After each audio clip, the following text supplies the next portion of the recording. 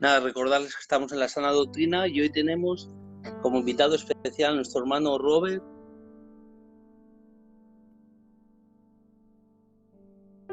Es el mosto de la zona norte. No. Antes de allí, de aquí. Entonces creo que vamos a disfrutar hoy un tema apasionante, el origen del mal. Así que bienvenido, Robert, la plaza es tuya y enséñanos, ilústranos hoy, en esta tarde, con la ayuda del Señor. Bueno, Dios os bendiga mucho a todos en esta noche y agradecido de poder estar con vosotros, ¿vale? Michael me quiere mucho, casi podría decir que soy su papá espiritual, casi. Así es. Amén. Sí. Y habla desde el cariño que me tiene, ¿no? Entonces yo más que enseñar en esta noche voy a compartir. Voy a compartir con vosotros lo que entiendo, que de dónde viene o de dónde procede o cómo nace o cómo surge el mal, ¿no? Pediros perdón por todos los problemas que hemos tenido, que llevamos aproximadamente una hora tratando de solucionar esto y al final ya lo hemos solucionado, dando gracias a Dios. Y vamos a ir trabajando. La última vez que estuve con vosotros, que fue hace unos 8 o 10 días, pudimos hablar por espacio de media hora y luego estuvimos como otra media hora conversando y compartiendo ideas. Y comenté que íbamos a trabajar desde la completa ignorancia, porque íbamos a trabajar, y de hecho trabajemos un poquito con el ser de Dios. Dios te bendiga, Luis, abuelo, amigo mío, Dios te llene de gloria y de bendición. Os comentaba que íbamos a trabajar por completo desde la ignorancia, y os hablaba de que como íbamos a trabajar con teología propia, y exactamente como es teología propia no tiene otro sentido que el ser de Dios, ahí es poco, y os decía que trabajábamos con este término, y os decía que Dios es tanto enigma como misterio, porque en teología hay que diferenciar entre enigma y misterio. El enigma, amados hermanos, es aquello que desconocemos su principio, pero conocemos su final.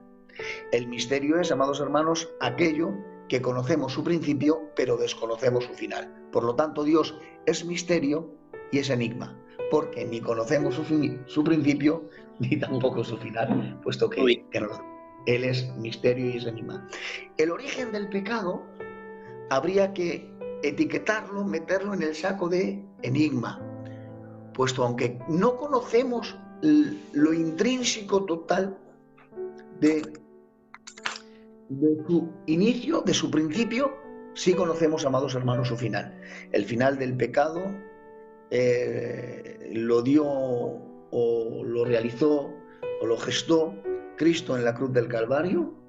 Todavía no siguen sus efectos, y el final de los pecadores y de los que se revuelcan en el pecado y se deleitan en el pecado, su final es, amados hermanos, un lago de fuego, un infierno para una eternidad. Por eso digo que el problema del mal o el origen del mal, más que misterio, lo podríamos etiquetar en el enigma, puesto que su final lo conocemos. Ahora bien, su inicio, su principio, su razón, su porqué, tendríamos que basarnos en muchas preguntas. ¿De verdad existe el mal? ¿Qué es el mal? El mal está bien, pero tanto. Para que el mal viva necesita atentar contra algo, o para que el mal exista necesita atentar contra algo. El bien existe porque existe, no atenta contra nada. Cuando una persona hace algo bien, decimos, uy, qué gesto más bien hecho ha hecho el fulano, qué detalle más bonito, qué bien hecho está, y eso no atenta contra nada. Pero sin embargo, atención aquí, y luego nos iremos explayando, el mal le debe su existencia al bien, puesto que para que algo esté mal tiene que atentar contra el bien. El mal siempre atenta contra el bien. El bien no atenta contra nada, pero el mal atenta contra el bien siempre. Entonces, el mal diríamos también que es ausencia del bien. ¿Cómo nace el mal? ¿Cuáles son el ambiente que el mal necesita para nacer? ¿Cómo se gesta el mal? Lo que es peor, ¿cómo aparece el mal delante de la misma presencia de Jehová? ¿Dios es culpable del mal? Desde luego que no. Y nosotros estamos a vueltas continuamente con el problema del mal. Es algo que siempre que nos pongamos a hablar en cosas profundas, en cosas serias, va a aparecer. ¿Y el mal por qué existe?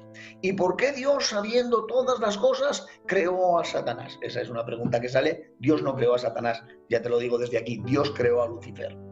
Tampoco. Dios creó a Luzbel. Amén. Ahora bien, amados hermanos, viendo todo esto y estas preguntas que nos hacemos, ¿y cómo es posible que se dé el mal? ¿Cómo es posible que aparezca el mal en un entorno de santidad absoluta? ¿Y qué es lo que nos garantiza que ese mal, cuando sea destruido, aniquilado, exterminado, no se va a volver a producir? Dios siendo un Dios soberano, ¿por qué crea un agente en el cual sabe que se va a desarrollar en su interior un deseo íntimo de ser como Él? Ese querubín perfecto, acabado en hermosura, precioso, bello y lindo, se torna en sí mismo, de él sale un fuego consumidor, lo consume, y aquella obra que hizo Dios tan sumamente hermosa y bella, casi rozando la perfección, se convirtió en mal, en dañina, en perversa, en cruel. ¿Qué es lo que le invitó a esto? ¿Qué le llevó a esto? ¿Cómo ha trascendido el mal de aquel ser pecador? ¿Cómo ha trascendido a la familia humana? ¿Por qué realmente pecó Luzbel en el cielo y se convirtió en Satanás? Estaríamos haciendo un montón de preguntas continuamente en las cuales no vamos a tener todas las respuestas.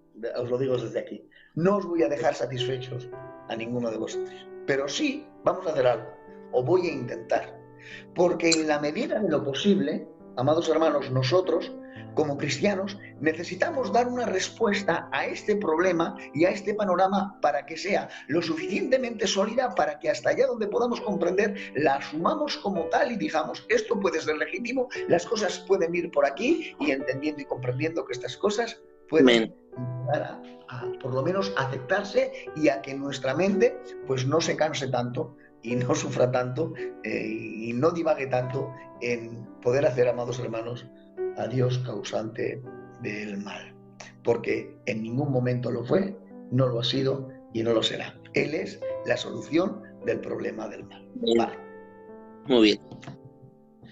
Nosotros tenemos libro de Isaías, capítulo 14, y leeríamos desde el verso 11 en adelante, es donde tenéis la historia, ya sabéis, el escarnio al rey de Babilonia, y donde el Señor ya en un momento determinado de la escritura parece ser que por completo se aparta de la persona, quien va primeramente dirigida a la escritura, y a partir del texto 11, versículo 14, texto 11 del libro de Isaías dice: ¿cómo caíste del cielo, oh Lucero, hijo de la mañana? Y ahí empieza, amados hermanos, a relatar que Satanás, o sea que Luzbel cayó del cielo, siendo, amados hermanos, un agente creado, ya os digo, en un ambiente casi perfecto, pero se rebeló contra Dios. ¿Qué le llevó a eso?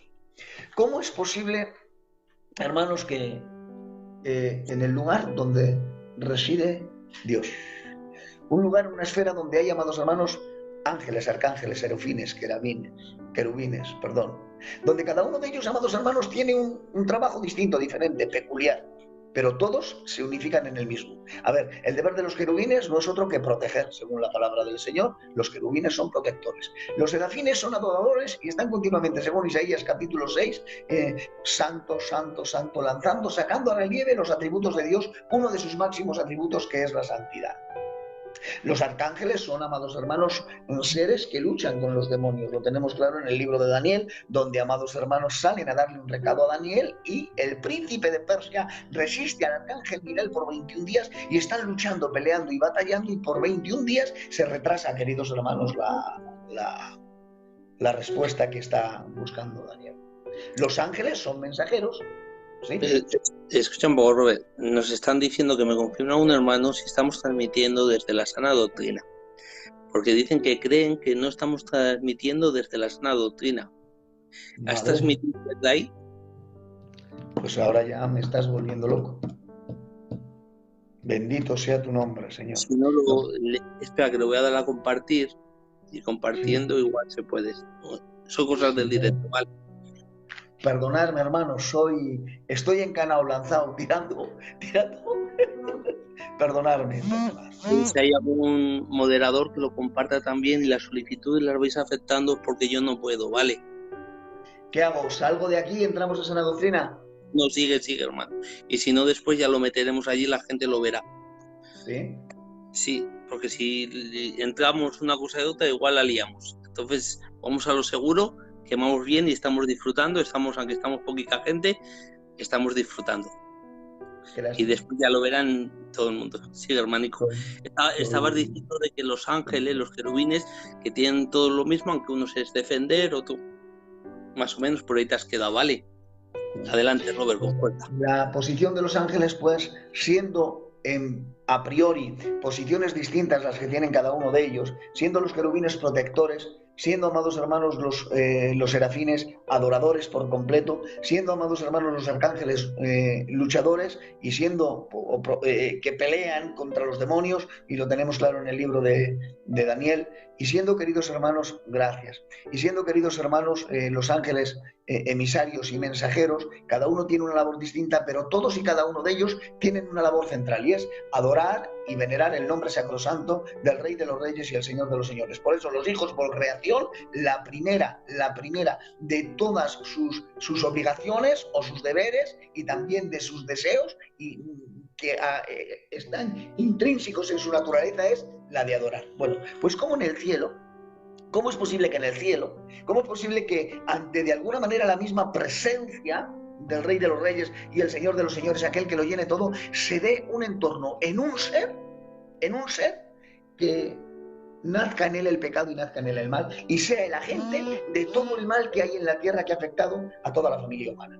¿Cómo es posible? ¿Qué es lo que se da? ¿Qué es lo que pasó en la mente de, amados hermanos, Lucifer, que después llegó a ser Satanás? Nosotros vamos a aplicar aquí la regla de el problema moral de Epicurio o Epicuro. Me vale cualquiera de los dos nombres. Me da igual Epicurio que Epicuro. Cualquiera de los dos me sirve porque es el mismo hombre. Él plantea el problema del mal en 4 preguntas. Bueno, os sitúo. Epicurio, para quien no conozca a este hombre, es un filósofo, queridos hermanos, del siglo IV a.C., un filósofo griego, contemporáneo, queridos hermanos, de Sócrates, Platón y el cínico, amados hermanos, Diógenes. Los 4 o 5 filósofos que había en aquel tiempo, más serios, eran ellos 4, entre ellos Epicurio. Este Epicurio, queridos hermanos, perdonad, venga a mandar mensaje. Este Epicurio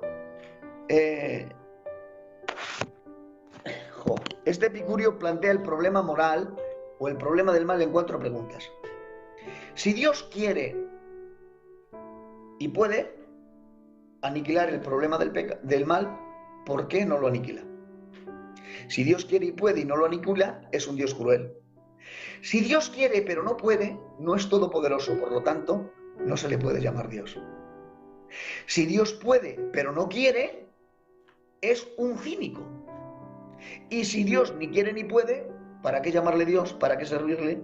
Porque ni es Dios ni tiene poder. Nosotros vamos a darle respuesta a Epicurio en esta tarde y vamos a decirle que Dios quiere, puede y pudo, aniquiló y exterminó. Y vamos a verlo a la luz, queridos hermanos, del pensamiento bíblico. Ahora bien, partiendo desde aquí, ¿qué es lo que pasó en Satanás para que él, amados hermanos, de alguna manera se revelase de esa manera en el cielo? Y dentro de él apareciese, Michael, hermanos que estás ahí, apareciese el germen del pecado. Pues simplemente tuvo una falta de fe en el sumo ser. Él tuvo una falta de fe en Dios. No creía que Dios era el sumo ser. No le creyó a Dios. Él vio que él hacía todo lo que Dios hacía. Él estaba en la presencia del Señor y él ejecutaba las órdenes de Dios. De entre todos los seres que Dios creó, el de más elevada condición era Satanás. Y Satanás ejecutaba la palabra del Señor. Entonces él dijo, sí, yo soy capaz de ejecutar la palabra de Dios, yo soy igual a Dios. Si yo puedo hacer todo lo que Él dice, Yo soy igual que Él. Por lo tanto, la Trinidad no es digna de que sea solo una Trinidad, ha de ser una cuatrinidad. Yo quiero formar parte del ser real de Dios. Yo quiero ser igual a Dios. Yo quiero ser Dios. Y por eso lo dice, amados hermanos, muy claro el libro de Isaías, capítulo 14, verso 11 en adelante. Subiré a las estrellas junto al monte santo del testimonio, pondré mi trono y seré semejante al Altísimo. Es decir, lo vio como Altísimo, pero no creyó en Él como sumo ser, porque Él se vio en condiciones de hacer todo aquello que Dios decía. Departamento A. Departamento B. ¿Dios sabía esto? ¿Contaba con ello? Sí. ¿A Dios se le puede sorprender? No. ¿A Dios se le puede equivocar? Tampoco. ¿Dios es consciente de lo que va a pasar mañana? Sí. ¿Dios cuenta con mi fracaso de mañana y con mi arrepentimiento de pasado mañana? Por supuesto que sí. ¿Dios cuenta con mi éxito de mañana? Claro que sí. Sí. Porque en nosotros, en nuestras mentes, en las personas, para que las cosas sean vistas, tienen que suceder. ¿Por qué se ha pasado? Que he visto ahora mismo que el Michael se ha tocado así la carica. Se ha tocado el bigote y la cara. Lo acabo de ver ahora mismo por la pantalla. ¿Me acabas de ver tú a mí también hacer este gesto? Sí. ¿Lo ves? ¿Por qué lo has visto? Porque ha sucedido. Sí, Lo claro. has visto porque si no sucede, no lo ves. Muy bien. Entonces, nuestra mente, las cosas, para que sean vistas, tienen que suceder primero. En la cosa de Dios, las cosas ni suceden ni pasan. Las cosas son. Muy bien. Vale. Entonces, como las cosas son, Él ya sabe que Satanás se va a revelar. Él ya sabe que Satanás, amados hermanos, va a incrementar en sí, va a salir dentro de él un fuego que lo va a consumir y sabe que se va a revelar y sabe que se va a llevar la tercera parte de los ángeles tras de él a tratar de formar un reino espiritual fuera del propio reino de Dios, y Satanás, todavía el necio, cree que le va a ganar la batalla al Rey de los Reyes y al Señor de los Señores. Algunos de aquellos ángeles que se convirtieron después en demonios, que cayeron, ya se dieron de cuenta de que esa batalla estaba perdida. Algunos de aquellos ya se dieron cuenta, y lo vemos muy claro en los evangelios. ¿Qué tienes, Hijo de Dios Altísimo, que has venido a atormentarnos antes de tiempo? ¿Te das cuenta? Ya se dieron de cuenta de que Satanás les engañó. Se convirtieron en el demonio, pero lo reconocieron como Hijo de Dios. Y dijeron, ¿qué tienes con nosotros, que vienes a atormentarnos antes de tiempo? Porque ellos ya saben que tienen un tormento eterno. No saben el tiempo, pero sabían que aquel no era. Ya reconocieron y supieron que aquella guerra estaba perdida. Pero Satanás no. Satanás sigue R. Robert, ¿le sacas algo positivo a Satanás? Me cachisla. Si nosotros fuésemos tan constantes en hacer el bien y en buscar a Dios como es Satanás en hacer el mal, desde luego te digo que no habría una persona que va al cultivo y se perdiera. Tendríamos que tener constancia. Vale. Ahora bien.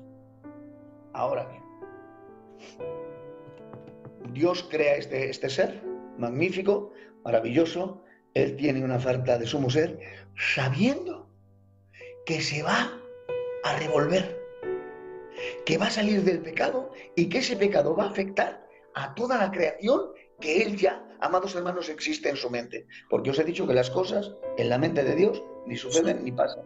Las cosas son. Por lo tanto, Dios ya está disfrutando de nosotros en el cielo. Bueno, en su omnisciencia, sí. Claro. Bien. Ahora bien,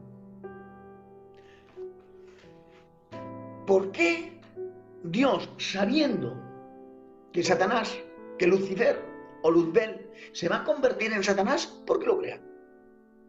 Si no lo llega a crear, nos habría ahorrado muchos problemas a la familia humana. ¿Por qué? Si Él no crea este agente donde va a aparecer el mal, no lo crea y ahora crea el Edén y crea la tierra, crea los cielos y pone allí a Adán y Eva y habríamos sido todos una familia dichosa, feliz, no habríamos conocido muerte, necesitaríamos apoderarnos del mar, convertir el mar casi en tierra para poder vivir por encima, porque la población se iba, amados hermanos, a duplicar y a duplicar y a duplicar. No conoceríamos la muerte, habríamos alargado el brazo al árbol de la vida, habríamos comido, en fin, todos los problemas que nos habría evitado. Nos habríamos evitado los problemas, amados hermanos, de enfermedades, de dolencias, de dificultades. Nos habríamos evitado el gran problema que tiene la familia humana desde que Adán y Eva pecaron y comieron del árbol de la ciencia del bien y del mal, que tuvieron exactamente el mismo pecado que Satanás. Tuvieron una falta de fe en Dios. O sea, el pecado y la falta de fe que tuvo Satanás se la transmitió a Eva. Eva, con que Dios os ha dicho que no comáis del árbol del bien y del mal. No, eso no ha dicho Dios. Dios ha dicho que podemos comer de todos los árboles, pero que de este árbol no comamos. Ah, de todos los árboles del paraíso podéis comer, ¿no? Sí. Ah, ¿y de este no podéis comer? No, porque el día en que comamos de él moriremos. ¿Cómo que moriréis? Dios es un mentiroso, sabe que no moriréis y acusa a Dios de mentiroso. Él sabe que seréis como Él, porque conoceréis el bien y el mal. Y ahora, amados hermanos, Eva codicia y muerde. O sea, como le acusa Satanás a Dios de mentiroso, Eva le cree, codicia el árbol, cree a Satanás, tiene una falta de fe en el sumo ser. Y al tener esa falta de fe en el sumo ser, sucede lo que sucede y pasa lo que pasa. Nos pasa a la familia humana, amados hermanos, el más terrible de las situaciones y de los problemas. ¿Sabéis cuál es? 4 rupturas. Porque cuando el hombre peca en el huerto del Edén, se producen 4 rupturas. Michael, hermano mío, no se produce una. A veces decimos, si el Señor se separó del hombre, le dio la espalda al hombre y el hombre le dio la espalda a Dios. Esa es una de las 4 rupturas.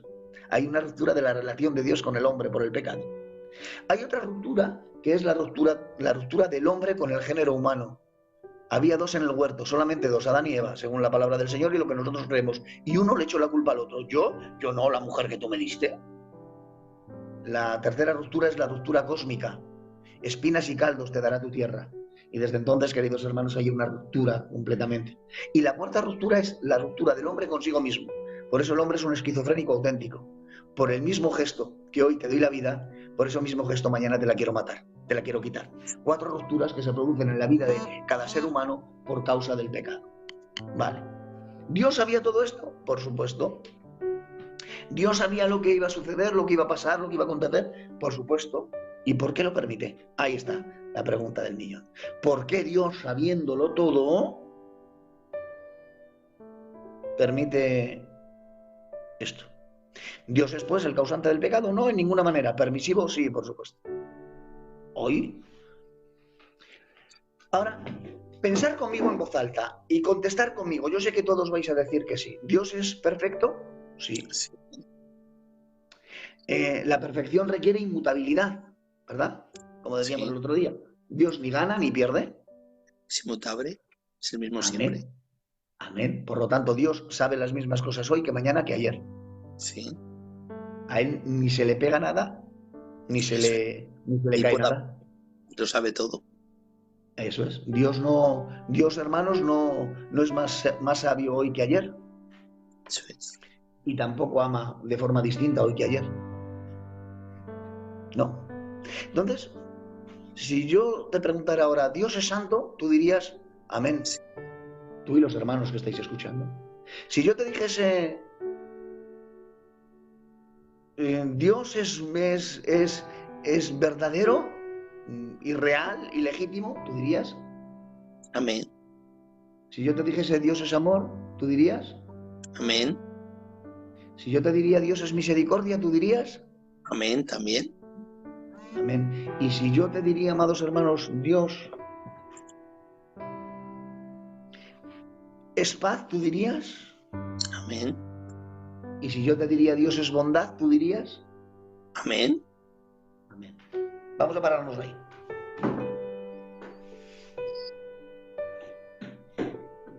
Tú llamarías a Dios bondadoso. Y los que estáis ahí, las 37 o 38, 40 personas que estáis, ¿llamaríais a Dios bondadoso si no hiciese algo que podría venir a existir? ¿No lo hiciese porque ese algo atenta contra su naturaleza y su persona? ¿Llamarías a ese Dios bondadoso? Sí, sigue siendo bondadoso igual.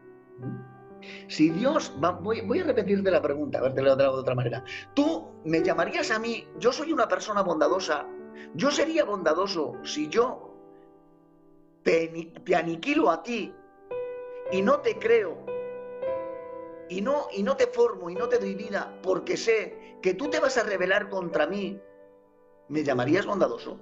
Desde luego que no. Sí, ¿Y no me llamarías bondadoso? No me llamarías bondadoso porque en las personas habría lo siguiente. Dios pudo hacer algo, impidió que algo vendría a la vida, impidió que algo existiese, impidió que algo fuese, porque ese algo iba a atentar contra su naturaleza. Ese Dios no es bondadoso, sería un Dios tirano, porque impediría que una persona o un ser o una gente piense de forma distinta a él. Por lo tanto, única y exclusivamente, como yo lo tengo, por bondad, amén. Amén, ahí estás, Enrique. Sería bondadoso, pero no sería justo porque no daría opción a la justicia. Vale, ahí vamos a alcanzar. Por bondad, Dios permite que Satanás exista, que Lucifer se convierta en Satanás, simplemente por una razón, porque el pecado, amado hermano, es una realidad en la mente de Dios. Hemos dicho que las cosas en la mente de Dios ni suceden ni pasan. Son. El pecado entonces es una realidad en la mente de Dios. Sí. Pero esa realidad que está en la mente de Dios tiene que venir a ser real en la metafísica. Porque si eso no se hace real en la metafísica, no puede condenarlo, ajusticiarlo y aniquilarlo. O sea, Dios es permisivo con la aparición del pecado por su bondad, permite que aparezca para que su justicia lo extermine y lo aniquile, su santidad no sea dañada, su misericordia no sea cuestionada y el pecado no sea un atentado contra él de una forma eterna en su mente. Porque si algo, entre comillas, podría destruir a Dios, entre comillas, sería el pecado. Por lo tanto, Dios es permisivo con la aparición del pecado por bondad para por justicia aniquilarlo. La santidad de Dios jamás se vería afectada y la familia humana, atención aquí, tendría la opción después de realmente servir a Dios y seguirle de una forma apropiada. Porque Dios no quiere autómatas, Dios no quiere robots, Dios no quiere máquinas, Dios quiere personas que le adoren, le glorifiquen y le honren en espíritu y en verdad. Pero esas personas tienen que tener la capacidad de elegir. El pecado nos tenía todos esclavizados y él lo que hizo fue comprar en un mercado de esclavos la libertad de todos y cada uno de nosotros. Él con su sangre, con su muerte, con su crucifixión, con su dedicación, con su entrega, compró, le pagó al Padre el precio de la ira de Dios que tenía sobre los hombres pecadores. Le pagó el precio de la ira de Dios para que todo hombre fuese libre. Y ahora, cuando él ha llegado a ese mercado de esclavos, les ha dicho, ¡hey! La libertad de todos está pagado. El que queráis seguirme, seguirme. Y el que ha querido, le ha seguido. Y el que no, se ha quedado en el lugar donde le correspondía. Se ha querido quedar esclavizado. Pero no porque el precio no haya sido, amados hermanos, pagado, sino porque el hombre no ha querido quedarse. Ahora bien, atención a esta. ¿Dios puede aniquilar el pecado? ¿Y quiere? ¿Dios puede y no quiere? ¿Dios no puede, pero quiere? ¿Dios ni quiere ni puede? Vamos a ver. ¿Es decir, Dios ni quiere ni puede? Es un absurdo. Un aboreno, un árabe, no recuerdo ahora mismo su nombre, planteó una pregunta acerca de Dios y decía, ¿Dios puede levantar o crear una piedra que él mismo no pueda levantar? Porque claro, si él no puede crear esa piedra, no es todopoderoso, porque no puede crear una piedra que él no pueda levantar. Y si crea una piedra que él no puede levantar, no es todopoderoso porque la piedra que ha creado no la puede levantar. O sea, tú mira la filosofía hindú y asiática por dónde iba, por dónde tiraba en aquellos tiempos. Este señor, no recuerdo ahora su nombre, perdonadme, no recuerdo ahora el nombre. Pero claro, las cosas no van por ahí. Y no es que Dios quiera y no pueda, o que Dios no pueda y quiera, o que no quiera y pueda. No. Dios puede y quiere. Y de hecho, la solución al problema del mal ya la hizo, ya la gestó. El problema del pecado está solucionado. No quiero decir que el pecado no exista. No, líbrenos Dios. No quiero decir, amados hermanos, que los efectos del pecado no nos persigan. Nos persiguen continuamente. Y no quiero decir en ningún momento, queridos hermanos y amados hermanos que me estáis escuchando y que estáis al otro lado, que la aniquilación y la exterminación del pecado no va a acabar con muchas almas. Los efectos del pecado son brutales. Hay enfermedades, amados hermanos, que están producidas única y exclusivamente por el pecado. no por la vejez de la cédula, ¿eh? Hay enfermedades que son totalmente producidas por el pecado. En su principio todas las enfermedades fueron producidas por el pecado, ahora algunas. Nosotros heredemos una naturaleza caída por el pecado y esa naturaleza caída por el pecado que nosotros heredemos, amados hermanos, se enferma. Es una maldición en nuestra naturaleza. Pero luego, aparte de esa maldición en la naturaleza, hay unas enfermedades que se dan absolutamente por el propio pecado del hombre. Normalmente un hombre bebe y bebe y bebe y bebe y vuelve a beber y acaba con el hígado destrozado y los riñones que no le filtran. Esas enfermedades son por el pecado. Se producen por sí. Luego hay otras enfermedades de forma genética que son heredadas por causa del pecado, de forma, amados hermanos, por la naturaleza caída, pero también por el pecado. La cédula envejece, no se renueva, la cédula se daña, se maltrata y aparecen enfermedades dolorosas, terribles, que terminan con la vida del hombre. Por lo tanto, los efectos del pecado continúan todavía y continuarán mientras la familia humana sea familia humana, pero el problema del pecado ya se arregló. Amén. Óscar Hernández dice que el pecado se vence viviendo en santidad. Dios lo bendiga mucho. Ahora bien, el Señor aniquiló este problema y lo aniquiló en la cruz del Calvario. El pecado tuvo su efecto, su poder y su fuerza hasta que Cristo, amados hermanos, pisó la tierra. Cuando Él, amados hermanos, pisó la tierra y se dio algo. Bueno, vamos a avanzar un poquito en este tema para no detenernos. Hay mucho que hablar aquí, acerca del origen del pecado. Pero mira, Dios te bendiga mucho. Nos ha turbado mucho el conectarnos, nos ha turbado mucho el no poder conectarnos en sana doctrina. Pido perdón a los hermanos. Nos ha matado, nos ha destrozado. Pero bueno, vamos a continuar un poco acá, si lo veis de Dios. El Señor arregla este problema.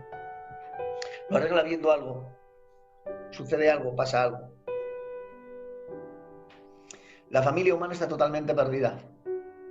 No hay remisión, no hay salvación. Hay que redimir a la familia humana porque el pecado es tal que está acabando con todos.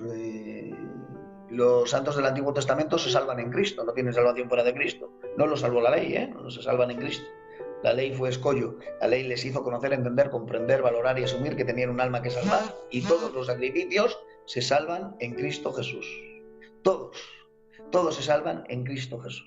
Entonces creyó Abraham, le fue contado por justicia y de alguna manera se proyectó el padre Abraham, el padre de la fe, a la cruz del Calvario, y en la cruz del Calvario se salvaron todos los santos y todos los sacrificios que había eran, amados hermanos, sombras del sacrificio final, y todos los sacrificios que se hicieron en el Antiguo Testamento descansaban en el sacrificio final que se iba a hacer en el Nuevo Testamento, en el Nuevo Pacto, en la cruz de Cristo Jesús. Y ahí, amados hermanos, todos aquellos sacrificios se hicieron efectivos en la cruz del Calvario. ¿Cómo sucedió esto? Sencillamente, Dios se hizo hombre. Y hay gente que le cuesta mucho comprender que Dios se hizo hombre.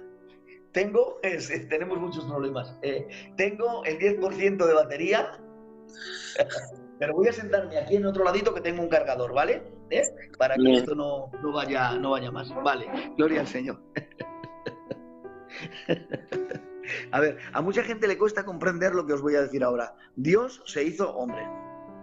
A ver si nos aclaramos, lo voy a repetir, que a la gente le cuesta mucho. Dios se hizo hombre. Amén. Jesús era Dios. Ahora. A ver, repito esta expresión. Dios se hizo hombre. Dios no era hombre al 99,9%. Dios era hombre al 100%. Se hizo hombre. No fue un hombre que llegó a ser Dios. Repito, Dios se hizo hombre. Aquí no hay, amados hermanos, no hay... Esto no es negociable. En el principio era el verbo era con Dios, el verbo se hizo Dios, el verbo era con Dios, el verbo era Dios y el verbo se hizo carne. Literalmente. El logos, el conocimiento, el verbo, la palabra, Jesús, el Cristo preencarnado, el Hijo se hizo carne. Por completo, Dios se hizo hombre. 100% hombre, 100% Dios. Por lo tanto, en la persona de Cristo se dieron cita dos naturalezas. Naturaleza humana y naturaleza divina. La naturaleza humana no se divinizó siendo el hombre un superhombre, ni la naturaleza humana se humanizó siendo Dios un semidios. Era 100% hombre, 100% Dios. Lo que le pasaba a la naturaleza humana le afectaba a la divina, lo que le pasaba a la divina le afectaba a la humana. Dios se hizo hombre. Y era necesario de que Dios se hiciese hombre, puesto que había había una necesidad grande, clara, genuina y cabal de poner una solución final a toda la familia humana, a los santos del Antiguo Testamento, a los contemporáneos, los que vivieron con Jesús, a los que se les predicó después por medio de los apóstoles, los que predicaron los hijos de los apóstoles, los que predicaron los nietos de los apóstoles, los que predicaron los papistas, los que predicaron los escolásticos, los que predicaron los reformadores, los que predicamos nosotros el Evangelio hoy, y a los que seguiremos predicando aquellos que nos precedan a nosotros hasta que el Señor venga a buscarnos. El Señor tiene que ofrecer una solución para toda la familia humana, porque en los brazos aterciopelados de Cristo hay lugar y sitio para toda la familia humana, puesto que el problema del mal, el problema del pecado, lo solucionó Cristo en la cruz del Calvario. Amén. Me río de un comentario que hace aquí un tal Mario de Vitoria, que dice que soy un cura. Dios le bendiga a usted, señor Mario. Vale. ¿Cómo hizo esto? Por medio de lo que conocemos como unión hipostática. Entre Dios y el hombre había, amados hermanos, una distancia muy grande. Había una sima que nadie podía, amados hermanos, sucumbir. Esa sima, quiero que la veas, lleno de agua, y no hay barco capaz de pasar, la corriente lo hunde. No hay, amados hermanos, un buzo capaz de bucear, se ahoga. No hay nave capaz de saltarla o de volarla, se destruye. Y en una ribera de esta sima está Dios, de espaldas al hombre, atención, y en otra, y yo a ti, Mario, y en otra, Mario es mi primo, amados hermanos, Dios os bendiga mucho, y en otra ribera está, amados hermanos, el hombre, también de espaldas a Dios. Cuando Cristo en la cruz del Calvario, atención, entrega su vida y entrega todo lo que es Él, ese sacrificio tan hermoso, esa sangre tan limpia, tan bella y tan genuina, la coge Dios Padre. Y cuando ve esa sangre, dice, este es el justo precio de lo que la familia humana me debe a mí por el pecado. Este es su justo precio, por lo tanto me quedo satisfecho. Y al quedarse satisfecho con el sacrificio de la cruz del Calvario, lo que hizo Dios es que, estando de espaldas al hombre, se dio la vuelta y se puso a mirarle. ¿Sabes lo único que te pide Dios a ti? Es que tú te quedes satisfecho con lo que le dejó satisfecho a Él. Y si la sangre de Cristo dejó al propio Dios Padre satisfecho para la salvación de la familia humana, ¿cómo no te va a dejar satisfecho a ti? ¿Y cómo no me va a dejar satisfecho a mí? Ahora solo hace falta que el hombre se dé la vuelta a Dios y ahora acepte lo que hizo Cristo. Atención, hemos dicho que en Él había dos naturalezas, naturaleza divina y naturaleza humana. Por lo tanto, con la naturaleza humana, el Señor Jesús en la cruz del Calvario estaba depositando su mano en esa cima que nadie podía, amados hermanos, que nadie podía saltar, ni bucear, ni volar, con esa cima que había, ese pozo insumergible y ese pozo, insuperable que había. Con la naturaleza de lo humano estaba tendiéndole la mano a la familia humana, y con la naturaleza divina estaba agarrando a Dios Padre. Y por eso, amados hermanos, la palabra del Señor se cumple en el libro de Juan, capítulo 14 y versículo 6. He aquí que yo soy el camino, la verdad y la vida, y nadie va al Padre si no es por mí. La solución al pecado se llama Jesús. Amén. ¿No hay más? Es el único que soluciona, amados hermanos, el problema del pecado. Es el único que puede, amados hermanos, acabar con el problema del pecado. Por lo tanto, el pecado tuvo un origen que más o menos lo podemos divagar. Tuvo unos grandes efectos, corrompió a toda la familia humana, no solo, amados hermanos, a unas naciones. El Señor ha ido proveyendo medios para la salvación de los hombres. Eligió, hizo unos hijos por creación y luego hizo unos hijos por elección, que nadie se asuste, que no hablo de Calvino, hablo del pueblo de Israel. Y eligió a estos hijos, amados hermanos, por una razón, por un motivo, por una causa y por una circunstancia, para que promoviesen la fe en un Dios que realmente podía salvarles del pecado. Les manda apartarse del jebuseo, del cananeo, del fereteo, del eteo, de los nicolaitas, de todos y cada uno de ellos. Manda que se aparten ya desde el producto final, para que sean una nación santa. Dice la palabra del Señor, entre todas las naciones a ti sola conocí, hablando a Israel. ¿Qué pasa? ¿Que Dios no conocía a los egipcios? ¿No conocía a los medos? ¿No conocía a los persas? ¿No conocía a los griegos? ¿No conocía a los romanos? Por supuesto que sí, pero cuando la palabra del Señor habla de conocer entre hombre y y mujer, habla de intimidad. Cuando habla, amados hermanos, entre Dios y hombres, habla siempre de elección. Siempre, siempre, siempre, siempre. Que la palabra del Señor diga a conocer entre Él y una nación, entre Él y un hombre, siempre va a hablar de elección. En todos y cada uno de los textos bíblicos. No hay un solo texto bíblico que Dios diga a una nación, a ti solo conocí, que no le diga a ti solo elegí. Por lo tanto, la nación de Israel es una nación elegida por Dios para promover la salvación para el pecado por medio de una ley que era una ley y una salvación hipotética, que esa ley tenía que descansar en la persona que la cumpliese totalmente, y vino Cristo aniquilando la letra de la ley para cumplir con el espíritu de la ley. Al cumplir con el espíritu de la ley en su propia persona, da posibilidad a la familia humana de que lo acepte a Él como Salvador por medio del sacrificio en la cruz del Calvario, y la sangre vertida del mismo pudo, amados hermanos, solucionar el problema del mal y el problema del pecado. Y por eso la persona que acepte a Jesús de todo su corazón tendrá cargas, atribulaciones, dificultad, tendrá angustias, claro que sí. Pero el problema del pecado lo tiene solucionado. ¿Nos persiguen los efectos del mismo? Claro que sí, porque tenemos una naturaleza caída. Problemas, cargas, dificultades, malos entendidos. Nos persigue todo. Pero hay algo, amados hermanos, que también nos persiguió y nos alcanzó. Aquellos que creímos en Jesús. Su sangre vicaria que nos chorreó y nos limpió y nos perdonó y nos purificó. Y cuando Él venga, amados hermanos, a buscar a su pueblo, nos va a llevar a todos y cada uno de nosotros con Él a su bendita, santa y linda presencia para morar con Él una eternidad. Y el Señor en la cruz del Calvario lo consiguió. Le dijo a la muerte: muerte, he aquí yo soy tu muerte. Muerte, ¿dónde está tu poder y el poder de tu aguijón? Muerte, yo soy tu muerte. Y el Señor, amados hermanos, exterminó a la muerte. Es decir, que el poder que tenía el pecado era, la muerte era el pecado, y la muerte fue exterminada porque Dios aniquiló por completo el poder del pecado para toda la familia humana. Por eso solo tenemos que hacer algo: entender, comprender, saber y valorar que Cristo murió por nosotros para solucionar el problema del pecado. Gloria al Señor. Amén. No sé si cerramos aquí. Como veas. Si hubiese alguna pregunta o alguna cosa con los hermanos, en la medida de nuestras fuerzas, será conveniente.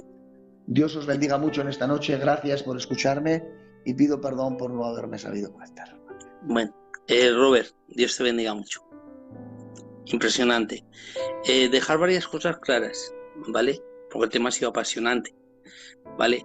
Y me encanta porque hay muchas veces mucha discrepancia sobre la rebeldía de Satanás, y yo creo que lo has dicho bastante bien, que tuvo un problema en lo del ser supremo, ¿vale? Tuvo una falta de fe en el sumo ser, sí. En el sumo ser, eso es. Y que quede claro que, pues, que Satanás no quería ocupar el lugar de Dios, sino quería que fuera la Trinidad, fuera una cuatidad, ¿no? Eso es. Él quería ser Dios. Eso es. Entonces, lo que entendemos, que muy bien lo has explicado, es que realmente vio que podía hacer lo que mandaba. Dice: entonces yo también puedo ser como él. Aquí surge una pregunta, ¿vale? A ver si... Vale. Entendemos que Satanás no puede ser Dios porque no tiene los atributos esenciales operativos que ningún otro tiene, omnisciencia, omnipotencia, y eso lo sabía. Él sabía que no sabía hacerlo todo, que no sabía todas las cosas, que no podía crear vida. Aún así, ¿por qué se creyó igual a él solamente por lo de la palabra, por poder hacer las cosas que le mandaba? Pregunto, ¿eh? Vale, una pregunta muy interesante. Vamos a ver. Se supone que una persona está a la altura de su propia palabra. Yo soy lo que hago. Muy bien. Yo soy aquello que hago de lo que digo. Si yo estoy a la altura de mi propia palabra, yo soy el Robert. Si yo no estoy a la altura de mi propia palabra, yo soy una imagen de lo que es el Robert, pero realmente no soy el Robert. La imagen que tú tienes de mí se tiene que gestar, ¿por qué? Por la expresión que tú a mí me conoces. O sea, tú sabes que yo soy un hombre serio, formal, en la medida de lo posible, cristianico. ¿Por qué? Porque no solo lo confieso con mi boca, sino que los hago con mis actos. El hombre que está a la altura de su propia palabra es el hombre que dice ser quien es. Vamos a ver. Es muy difícil que un hombre esté a la altura de su palabra siempre. Michael, mañana a las 8 de la tarde, espérame en Azagra, que voy a ir a tomar café contigo. Y yo salgo a las 6 de casa, salgo con tiempo, pero en el camino he tenido un imprevisto. Se me ha pinchado una rueda y ya no he podido llegar a las 8. He llegado a las 8:15. No he estado a la altura de lo que he dicho. Lo he intentado con todas mis fuerzas. He querido hacerlo, pero al no llegar, al no estar, no he estado a la altura de lo que he dicho. Si no estoy a la altura de lo que digo, mi persona continuamente, si no está a la altura de lo que dijo, en ti va a crear una imagen descalificada. Yo tenía una idea de que el Robert era esto, pero resulta que es esto otro, ¿verdad? Entonces, cuando un hombre está a la altura de su propia palabra, es quien dice ser. Si Satanás podía ejecutar todo lo que Dios decía, dice, yo también puedo ser. Yo también puedo ser. Y él, viendo que cada persona, porque claro, acordaros de que estamos hablando en la Trinidad de 3 personas, no estamos hablando de 3 personalidades, no estamos hablando de 3 sustancias, no estamos hablando de 3 manifestaciones, porque hay doctrinas, sustancias, manifestaciones, trinitarios, ¿cómo se llaman estos señores? Trinitarios, gente que habla, amados hermanos, de 3 manifestaciones distintas en diferentes lugares en la época, que era un mismo Dios, que en una ocasión se manifestó como Padre, en otra ocasión se manifestó como Dios, como Hijo, y ahora se manifiesta como Espíritu Santo. No estamos hablando de eso, estamos hablando de 3 personas, 3 auténticas personas, 3 entidades que son, amados hermanos, única y exclusivamente un solo Dios verdadero. Uno, amados hermanos, que Él, Dios Padre, amados hermanos, de alguna manera ordena, el Hijo, amados hermanos, crea y el Espíritu Santo ejecuta o aplica, ¿no? Entonces, como son 3 personas distintas, Satanás era un ser distinto y quería formar parte de esa Trinidad, no 3, sino 4, yo a la altura de vuestra palabra, pero con funciones distintas y diferentes, como tenéis cada uno de vosotros, porque unas son las funciones del Padre, otras las del Hijo, otras las del Espíritu Santo, y otras van a ser las mías. Ahora, también tú entiendes que el Hijo, Cristo, en la tierra, cuando estuvo en la tierra, se sujetó a un cuerpo. Sí. Se sujetó a un cuerpo. Entonces, no es que él perdiese la omnipresencia, o la omnipotencia. No, pero se sujetó a un cuerpo, se sometió a él. Él era omnipresente, omnipotente. Escucha, lo veía todo, fíjate. Hay un ejemplo muy claro de la facultad de Cristo. Porque quien dice, es que dejó de ser, se sujetó a un cuerpo y ya no podía ejercer lo que tenía que ejercer. Claro, si él como Cristo perdonaba pecados, pero como Dios sustentaba el universo. O sea, ¿qué puede pensar la gente? Y hay un momento en que está en el lago de Genesaret. El lago de Genesaret, querido hermano, tiene 25 kilómetros de largo y 15 kilómetros de ancho. Y ve a sus discípulos remando en el medio del lago con gran fatiga, y lo ve desde Cesarea, de Cesarea de Filipo, de la parte de arriba. O sea, lo está viendo a 13 kilómetros y medio y los está viendo remar. La visión más grande que se tiene en la tierra la tiene un águila y ve a 1 kilómetro de distancia. Jesús los vio a 13 kilómetros y medio. Yes. O sea, ese dato está ahí. Entonces, ¿qué es lo que pasa? Que cada persona tiene unas funciones distintas, diferentes, pintorescas y variadas, y Satanás quería formar parte de esa actividad. Es como yo lo tengo. Esto no es definitivo, hermanos, en ningún momento, No es definitivo en ningún momento. Es como yo pienso, como yo lo entiendo y como yo lo comprendo y como se queda mi mente tranquila. No quiero decir que esto sea un producto final. Sabéis que yo, amados hermanos, siempre que hablo digo que nunca es definitivo lo que yo digo, por una sencilla razón. Porque, amados hermanos, en teología, la teología es muy atrevida e incluso es muy déspota y muy orgullosa, porque todos los teólogos se dicen sabedores de la verdad y poseedores de ella, pero que todas las religiones tienen su propia teología o sus propias formas de teología y todos se dicen poseedores de la verdad. Yo no soy tan amados hermanos, tan déspota en ese terreno. Creo que la verdad es tan grande que Dios la ha depositado en muchos hombres, en muchos vasos de barro, para que todos y cada uno de nosotros tengamos o comprendamos una parte de esa gran verdad, que esa parte de gran verdad es suficiente verdad para nosotros para conducirnos a Cristo. Porque nulla salud ecclesiam. Y alguien dijo, no, nulla salud ecclesiam fuera de Jesús. Se puede decir que no hay salvación fuera de la iglesia. No, sí. Lo que no hay salvación es fuera de Dios. Muy bien. Nadie tiene la verdad absoluta, sino todos igual un poco de ella. Sí. Hay cosas que no son negociables. Una pregunta importante. o vamos, a mí me parece importante, del hermano Richard Santiago Jiménez. Dice: ¿por qué se engendró en los lugares celestiales el pecado si todo era bueno? Sí, claro, mira, fíjate, Richard, Dios te bendiga, que ya en principio hay algo que nos distrae. Y parece ser que Dios crea este querubín y lo crea como protector. Querubines protectores. ¿Protectores de qué? ¿De qué tiene necesidad el cielo de ser protegido? ¿O de qué tiene necesidad el trono de Dios de ser protegido? Porque estaba junto al trono de Dios. ¿De qué tiene necesidad de ser protegido? Claro, es protegerse. Satanás tenía que proteger el trono de él mismo. O sea, Satanás se vio tan hermoso. Porque claro, yo entiendo, Richard, hermano, que hay una pregunta en nosotros que nunca vamos a contestar, y es: un virus que no existe no viene. Para que algo suceda, tiene que existir primero. Por eso estoy continuamente, y os he dejado un poste indicativo muy importante. En la mente de Dios las cosas ni suceden ni pasan. En la mente de Dios las cosas son. Porque en la mente de Dios hay un producto final y hay un plan final. La redención de toda la familia humana. Y para que la familia... Mirad, bueno, voy a ser un poco crudo aquí, ¿vale? Pelagio fue un teólogo malo. Fue un teólogo que se equivocó mucho. Cometió muchos errores, a mi juicio. Pero dentro de todos los errores que cometió, Richard, hermano, dijo una verdad descomunal. La caída al hombre no lo llevó a separarlo tanto de Dios, que sí que lo separó, pero produjo algo bueno en él. Atención a lo que voy a decir, lo que voy a soltar, que esto es lo que dijo Pelagio. El hombre, la caída del hombre no fue hacia detrás, fue hacia adelante, puesto que porque el hombre cayó, conoció algo más a Dios. ¿Cómo conocería el hombre la gracia del perdón? Eso sí. Tiene necesidad de ser perdonado. Por lo tanto, por la caída el hombre conoció una esfera de la gracia que aún no conocen los ángeles: el perdón. Porque el hombre asumía claramente que por misericordia había sido creado, y por amor también. No había que explicarle nada. Pero el perdón en sus carnes no lo había sentido.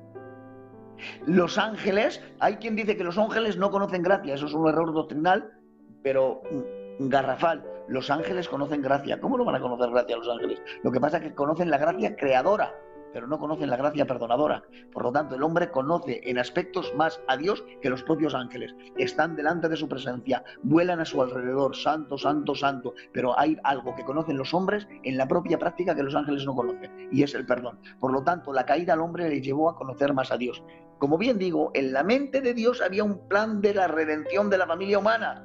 Y en ese plan de redención de la familia humana es que el hombre lo conociese un poco más. Y si el hombre no peca, no lo conoce un poco más. Y no entiende, ni comprende, ni valora realmente la gran obra que el Señor hizo. Por lo tanto, creo que fue Buenaventura, que decía: yo no voy a ser tan extremo, bendito el pecado que nos acerca a Dios. No, Jehová Dios reprenda el pecado, que nosotros no queremos ni deseamos el pecado. Líbrenos Dios de tal cosa. Pero sí es verdad que el hombre, por caer, el plan de la redención se aplicó de una forma brutal. Eso estaba en la mente de Dios por completo, y por eso se crea a Luzbel. Dios sabe que aun en un lugar celestial va a dar a luz el pecado y va a venir ese virus, pero va a venir dentro de un ser, no en el espacio que hay alrededor, porque como bien dice nuestro hermano Richard, era todo santo, puro, bueno, lindo y bello, pero dentro de él se vio tan hermoso, tan poderoso, tan grande y con tanto poder de ejecutar la propia voz de Dios, que de él salió maldad. Y dice la palabra del Señor que de él salió fuego y lo consumió, según el libro de Ezequiel, capítulo 28. Amén. En lo que has hablado de las cosas son, en la mente de Dios las cosas son, no pasan ni son. Vale, hemos hablado de entonces cómo Satanás se rebeló y cómo vino. La pregunta es, porque has puesto un ejemplo precioso, has puesto un ejemplo de que Dios, si era malo o era cruel por permitir esto, más o menos. La pregunta es la siguiente: si Satanás no se rebela y no viene a tentarnos y vamos creciendo. La pregunta es la siguiente, ¿vale? Si Satanás no es un instrumento, por así decirlo, en las manos de Dios para ello, para hacer eso, nosotros habríamos existido, porque hay gente que piensa que la reproducción viene a través de la caída, que entonces se vieron desnudos y de ahí el mandamiento crecer y multiplicaos. ¿O era antes o era después? Esa es la pregunta, acláralo, por favor. A ver, el mandamiento de Dios es antes de la caída. En el momento que, mira, vamos a ir por partes. Iglesia Católica, Apostólica y Romana habla de 7 sacramentos: matrimonio, sacerdocio, confirmación, Santa Cena, bautismo, extrema unción y penitencia. Son los 7 sacramentos que reconoce la Iglesia Católica, Apostólica y Romana. Nosotros tan solo reconocemos 2, bautismo y Santa Cena. Los otros 5 apartados los reconocemos como instituciones. Por lo tanto, el matrimonio es una institución, no es un sacramento, porque para hacer un sacramento tiene que ser un juramento santo delante de la Iglesia. O un juramento santo, un pacto santo. Sacramento, pacto, nosotros preferimos llamarlo un pacto santo, ¿no? Entonces, el matrimonio existe antes, amados hermanos, de que la Iglesia existiese físicamente, aunque sí existe espiritual. Se acercará el hombre a su mujer, serán los dos una sola carne. Y en el momento que Dios los crea, en el momento que Dios los pone en el huerto, nada más, el primer mandamiento que Dios les da es: creced y multiplicaos. Sojuzgar la tierra, y llenar la tierra y sojuzgarla. Lo pone como virrey en la tierra y lo pone para que se multiplique. El hombre entiende de la relación conyugal con su esposa antes de la caída.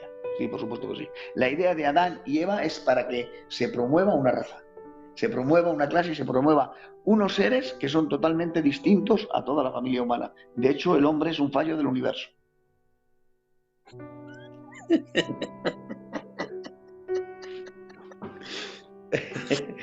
Vamos a ver. A ver, ¿cómo que el hombre es un fallo del universo? A ver, explícate. En términos coloquiales. En la vida existen 3 tipos de realidades. Realidades muertas, que son, mira a tu alrededor, el armario que hay a tu alrededor, las cortinas, la mesa, son realidades. Están ahí, ¿no? Pero son realidades muertas. No tienen sustancia ninguna, ni gesto ninguno, sino el que tú le des. La realidad muerta tiene la utilidad que le dé una realidad viva con consciencia. Después hay realidades vivas sin consciencia. Los animales, las plantas, los árboles. Un árbol es una realidad viva, respira y se alimenta y da fruto, pero ese árbol no sabe que es un peral o que es un manzano o que es un pino o que es un roble, no tiene consciencia de un yo, por lo tanto es una realidad viva sin consciencia. Los animales, para todos los filósofos enteros y verdaderos, excepto para el moralista Séneca, no tienen consciencia de un yo. Y claro, pero hombre, si sienten pena, si se entristecen, si se deprimen, ya, pero lo hacen por ciclo motor. Un animal come por instinto, alimenta a sus crías por instinto, porque ese animal que alimenta a su cría por instinto, al año es capaz de reproducirse con ella. Tú coges un pitbull americano, lo pones frente a un espejo, que se vea él, el perro, y ¿sabes lo que va a hacer? Se va a tirar a morderse, porque no tiene consciencia de que la imagen que le devuelve el espejo es él. Coges un gallo, lo pones frente a un espejo, lo picas y ese gallo se va a tirar a golpear al espejo. ¿Por qué? Porque no tiene conciencia de que ese gallo es él. Coges un mono, perdóname la expresión, lo pones frente a un espejo y se va a poner a jugar con él. ¿Por qué? Porque ese mono no tiene consciencia de que él es la imagen que le devuelve el espejo. Por lo tanto, el animal y la planta es una realidad viva sin consciencia. Entonces, si no se llega a ser por el hombre, que es una realidad viva con consciencia de un yo, o sea, yo soy un yo que reconoce a un tú, yo soy una entidad consciente de que existo porque soy persona, porque tengo 3 elementos constitutivos que solo tiene la persona, que es lo que realmente tenemos como imagen de Dios, y es la libertad, la voluntad y la alteridad. Cuando Dios dice hagamos al hombre a nuestra imagen conforme a nuestra semejanza, dice vamos a hacer al hombre distinto a todo, conforme a nosotros. Vamos a hacer al hombre libre, volutivo y con alteridad. Esto es la capacidad de ser otra. Por lo tanto, yo soy el Robert, que soy libre, que tengo una voluntad para ejercitar esa libertad y tengo conciencia de que yo soy yo y enfrente tengo un tú que se llama Michael. Entonces, el hombre es la única realidad viva y consciente que existe en el universo. Por lo tanto, a no ser por el hombre, el universo visible está muerto. Porque no tiene conciencia de yo. Y algo, amados hermanos, que no existe, no vive. O sea, algo que no tiene existencia no puede dar credibilidad. Porque hay una diferencia. Hay algunos hermanos que dicen vive y no existas. Lo dicen con el mejor corazón y todos y cada uno de nosotros sabemos lo que quieren decir y lo dicen con un gran corazón. Pero es que el producto filosófico no es vive y no existas, es existe y vive. Porque, amados hermanos, Aristóteles, el padre de la filosofía moderna, dijo pienso, luego existo. No dijo pienso, luego vivo. Una planta vive, pero no existe.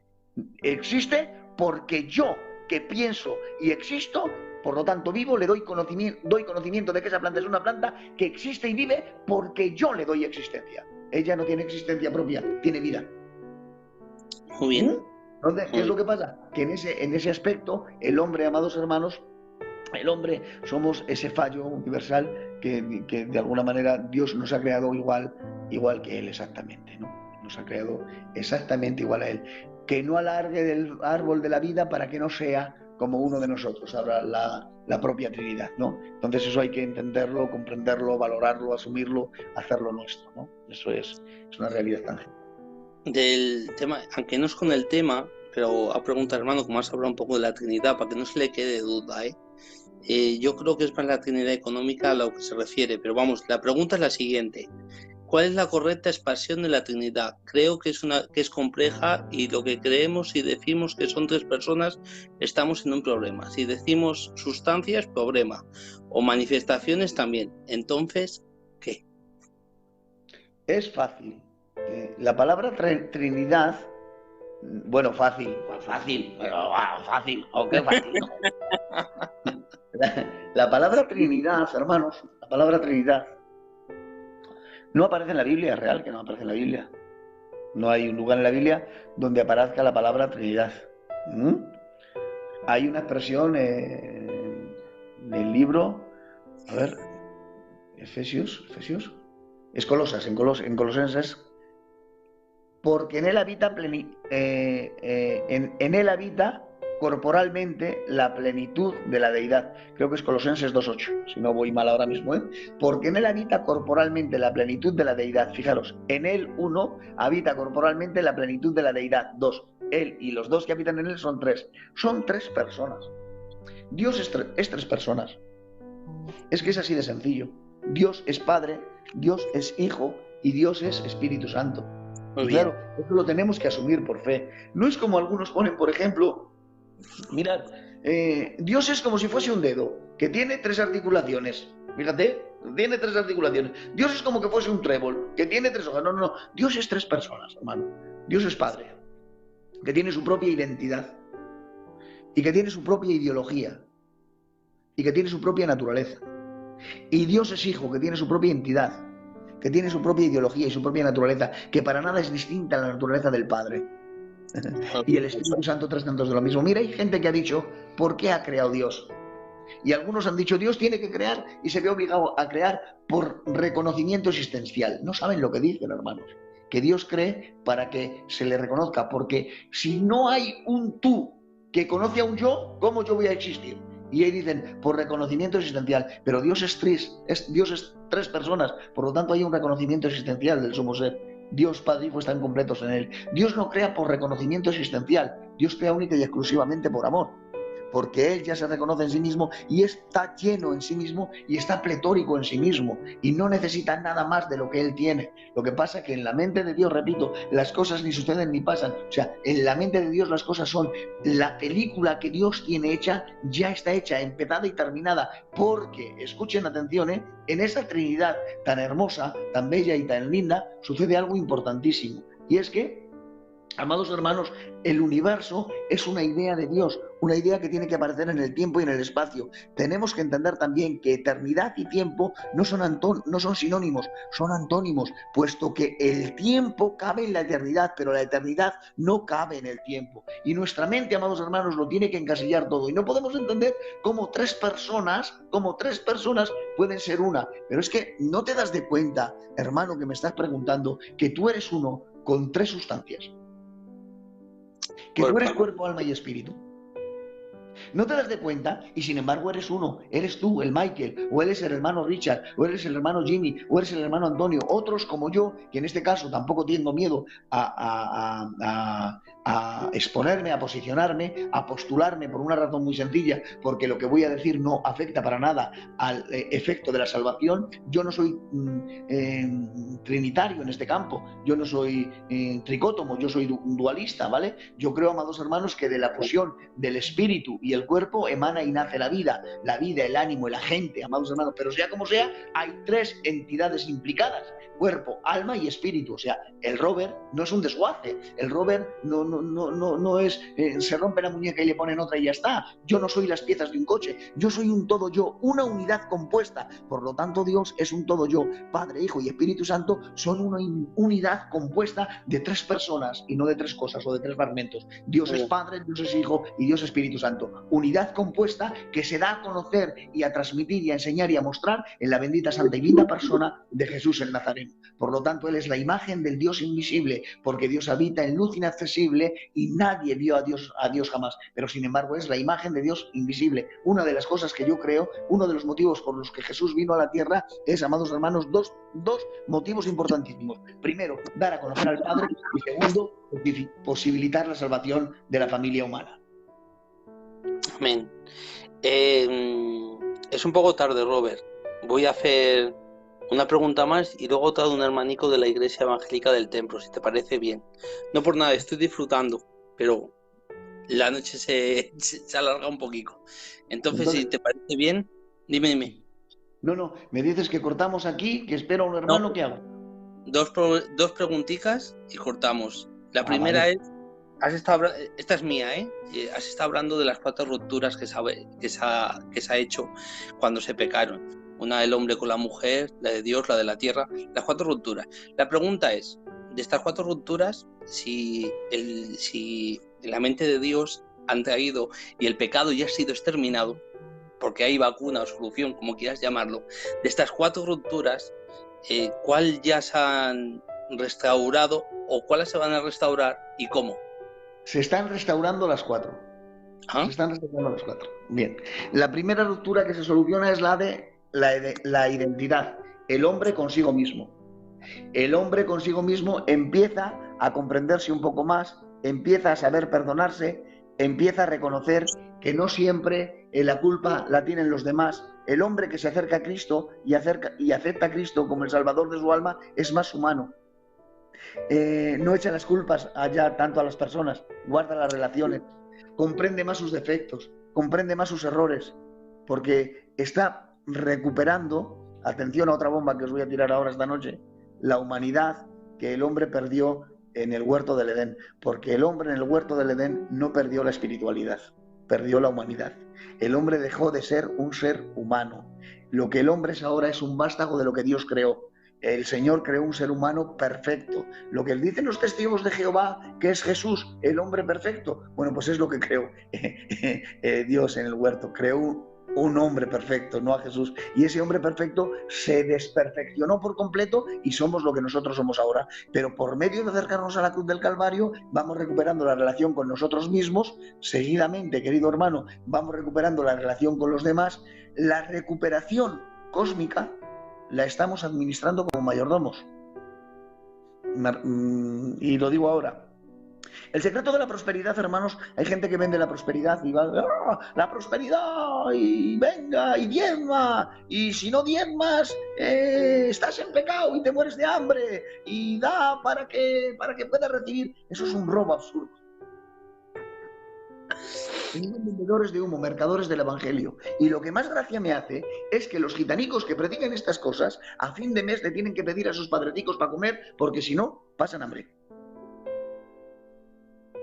Así de sencillo.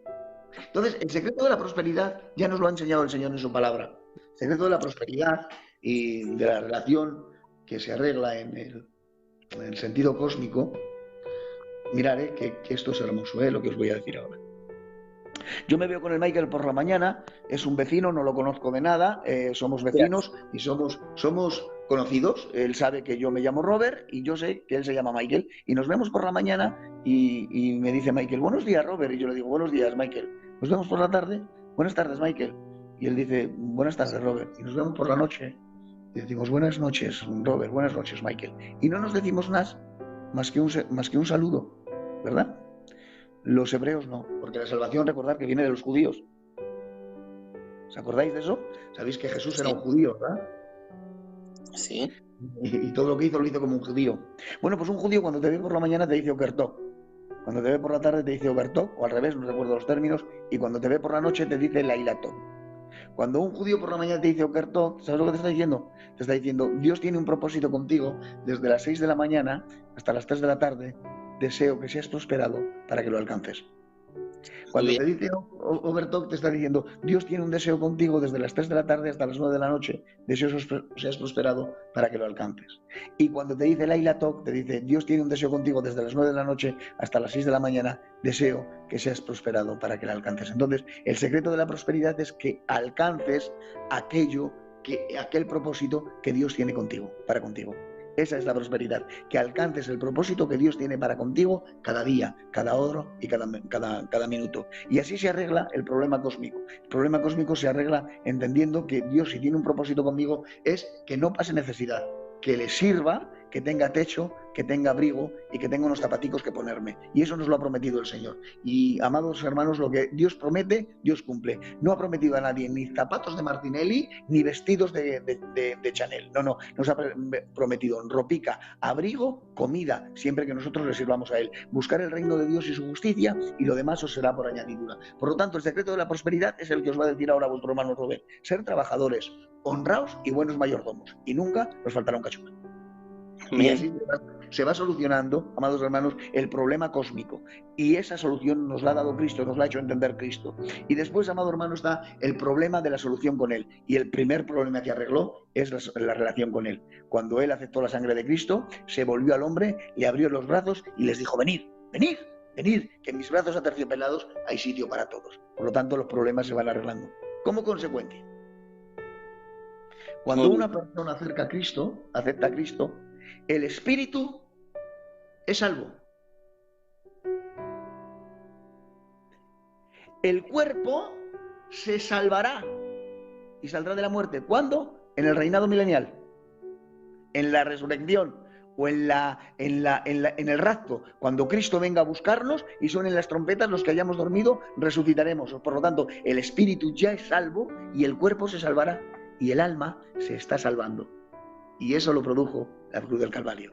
Por eso el hombre se va salvando de su propia vida. El espíritu es salvo, el cuerpo se salvará, el cuerpo se salvará y el alma se está salvando. Por eso nuestra vida cada día se está salvando. Dios te bendiga. Amén. Dios te bendiga, Robert. La pregunta impresionante, ¿eh? La pregunta de la iglesia evangélica del templo era ¿por qué permitió Dios que Lubdel se llevara la tercera parte de los ángeles? Y si cuando subamos al cielo veremos a la Trinidad 3 personas o solo uno, como hay gente que lo predica. Vale, Dios lo bendiga. Uno de los que predica que solo veremos a uno soy yo, hermanos. Dios os bendiga mucho. Soy yo. Y lo predico sencillamente porque creo que la Biblia es un todo. Creo que la Biblia es un todo. Y la Biblia, mira, en la Biblia hay paradojas, pero no contradicciones. Una paradoja es, y viendo Dios la maldad del hombre, se arrepintió de haberlo creado. El libro de Génesis, capítulo 6, el capítulo 6 del Génesis, sí. No recuerdo ahora el verso, perdonadme. Y la paradoja, ¿dónde se encuentra? Dios no es hombre para que mienta, ni hijo de hombre para que se arrepienta. ¿En qué quedamos? ¿Se arrepiente o no se arrepiente? Entonces, Dios tiene que utilizar un lenguaje humano para que nosotros podamos comprenderle y entenderle. Porque si hablándonos con nuestra propia lengua, amados hermanos, no somos capaces de entenderle, ¿cómo será si nos habla con cosas espirituales? Por lo tanto, Dios tiene que utilizar imágenes para que nosotros podamos, comprenderle y entenderle, ¿verdad? Cuando la palabra del Señor habla de los dedos de Dios, las espaldas de Dios, los ojos de Dios, lo único que nos está utilizando son antropomorfismos y diciéndonos que Dios tiene una virtud operante a esta, semejante a, pero que va mucho más allá de.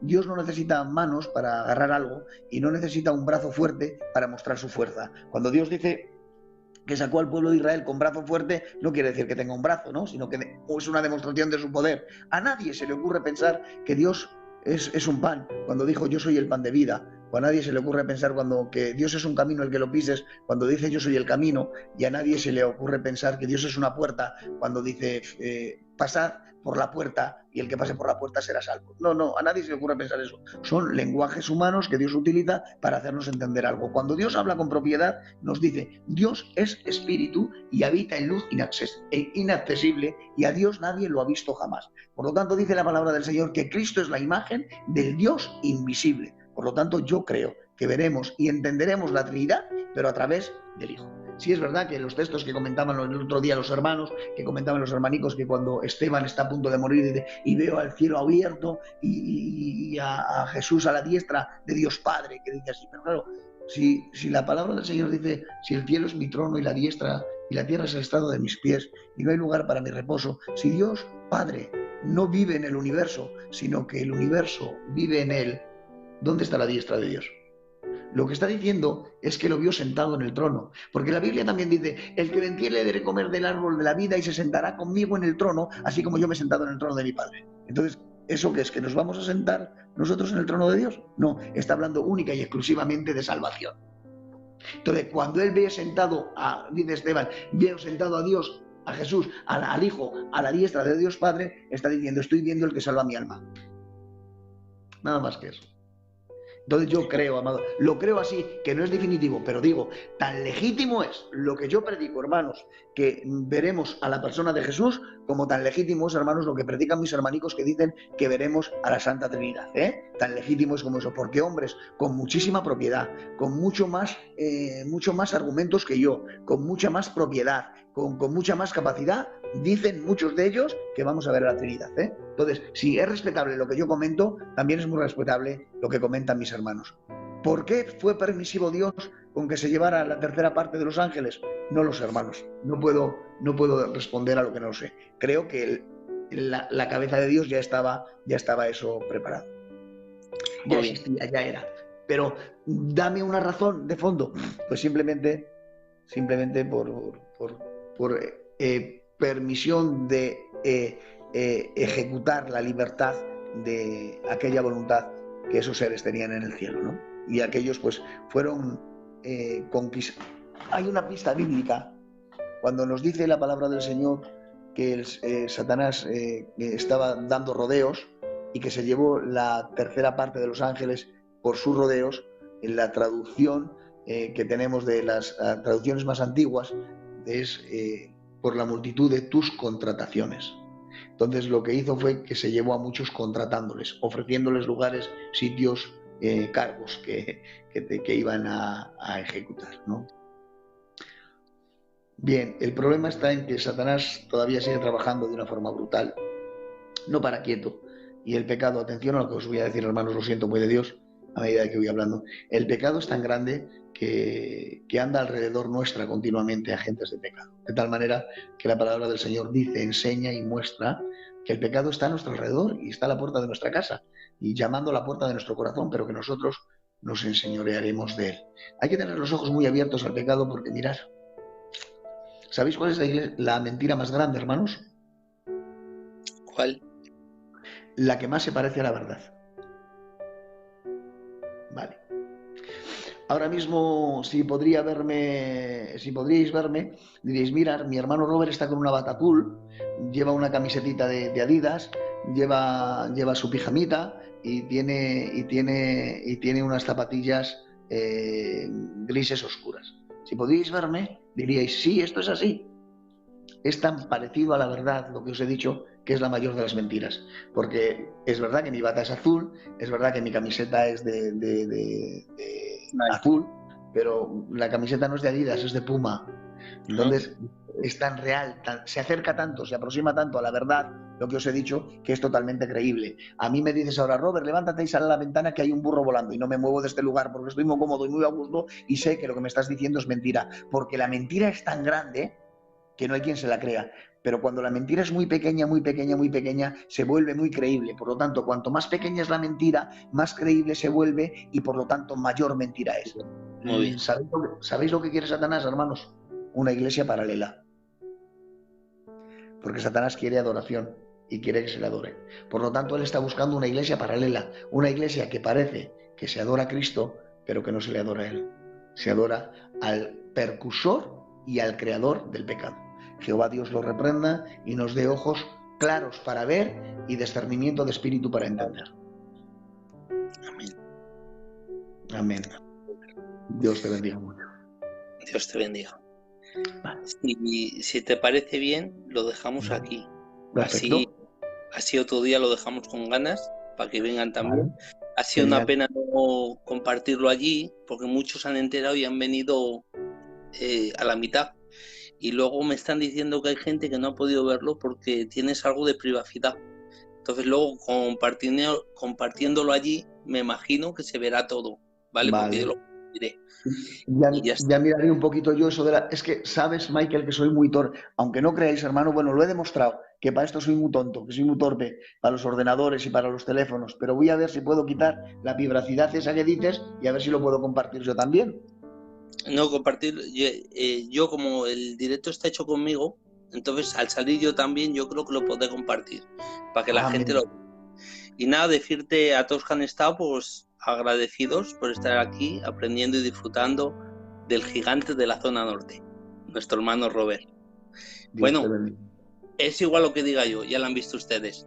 Y agradecerte, Robert, por estar aquí, gastar de tu tiempo y disfrutar que hemos disfrutado. Dios te bendiga mucho. Si quieres decir algo más y cuando quieras, pues cortas. Pues nada, que Dios os bendiga, que muchas gracias por vuestro cariño, por vuestra atención inmerecida y una vez más pediros perdón por no saber hacer bien las cosas. La otra vez no supe conectarme con el hermano, hoy no lo he hecho en la sana doctrina. Perdonadme, hermanicos de corazón. Dios os bendiga mucho y bueno, ya he aprendido y a vuestra disposición. Espera, Robert. Me dicen uno que al menos lea la última pregunta, venga. La última. Por amor a ti, hermano, ¿eh? Pero la última y ya está. La última es, ¿a qué se refiere cuando en Ezequiel 24:18 se le llama querubín protector? Ese es el tema. Es a la referencia que yo os hacía antes, que dice, a ver, se hizo un querubín protector para proteger el qué. ¿Para proteger el qué? ¿Para proteger el trono de Dios? ¿De qué? ¿De qué tenía necesidad de proteger el trono de Dios? Entonces, Dios forma un querubín protector porque los querubines son protectores y están protegiendo, no sabemos el qué ni el por qué, porque de las esferas espirituales se nos va mucho, pero en este caso a Satanás se le hace de alguna manera el más grande de los querubines protectores para que proteja el trono de Dios de sí mismo. O sea, aquella persona que está pegada al trono es quien realmente la desea. Y él fue un protector, pero no se dio de cuenta de que tenía que proteger no de otras entidades, sino de su propia entidad. O sea, cuando él codició ser semejante al Altísimo, se olvidó por completo de su deber como criatura. Se olvidó por completo de su deber como criatura. Solo hay algo que le puede hacer a Satanás temblar, y es saber que él no es eterno. Dios es eterno porque no tiene principio ni tiene fin. Él, amados hermanos, es una criatura que tiene eternidad, pero no es eterno, como los hombres. He aquí que Dios ha puesto eternidad en el corazón del hombre, pero el hombre no es eterno, porque es eterno desde un punto de vista creado. El hombre tiene eternidad. Tú y yo, Michael, y los hermanos que me estáis escuchando, ya somos eternos, o ya tenemos eternidad, pero esa eternidad se tiene que vestir de inmortalidad. Satanás, amados, tiene una eternidad ya vestida de inmortalidad. Ya tiene una inmortalidad ya, una eternidad ya vestida de inmortalidad, pero esa eternidad que él tiene es una eternidad creada, porque él aparece en el tiempo y en el espacio, pero Dios no aparece ni en el tiempo ni en el espacio, y es lo que a Satanás le hace temblar. Muy bien. Muy bien. Amén. Pues hasta aquí. Dios te bendiga mucho, Robert. Dios os bendiga mucho. Ahora finalizo y comparto, ¿verdad? Sí, Me dice comparte. Yo eso ya algunos hermanos ya lo estaban compartiendo, pero ahora que sale todo, cuando das finalizar se queda todo. Ahora ya todo lo meto allí yo. Gracias. Y si no, Dios os bendiga mucho. y si no, unas malas, tengo una aplicación que puedo descargar el vídeo entero y meterlo como vídeo a unas malas. Dios os bendiga mucho. Dios te bendiga, Robert. Dios os bendiga mucho. Amén. Bendiciones para todos los que habéis estado ahí. Gracias por aguantarnos. Dios os bendiga, hermanicos míos.